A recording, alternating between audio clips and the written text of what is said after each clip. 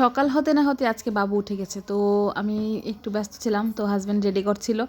ঘুম থেকে উঠে ও ডাইপার চেঞ্জ করানো, পটি করানো, ব্রাশ করানো, তারপর টিফিন করানো, অনেক কিছুই থাকে। তো ওকে সোয়েটার পরে প্রথম ঘুরিয়ে আনবে, তারপর সব কিছু আমিই করাবো। অর্ধেকের বেশি কাজ আজকে কমপ্লিট, আর এখন ওনাকে একটু অয়েল মাসাজ করিয়ে দিয়েছি।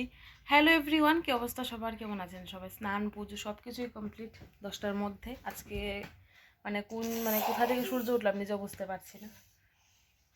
কি কি টুপি? এখন ড্রেস পরে একটু ঘুরু ঘুরু করো। হ্যাঁ, এখানে আছে রুই মাছ আস্ত এনেছিল, আমি কাটবো।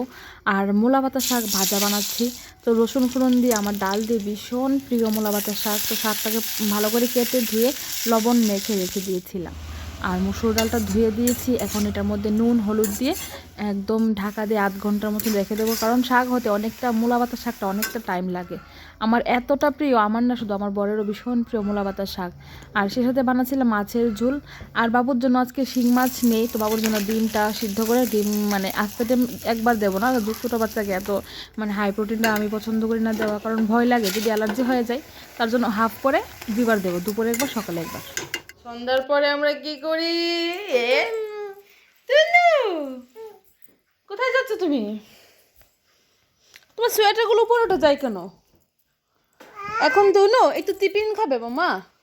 মামা মাথায় ব্যথা পাবে, শোনা টিফিন খাবে, টিফিন খেয়ে দুনো। এই মাথায় ব্যথা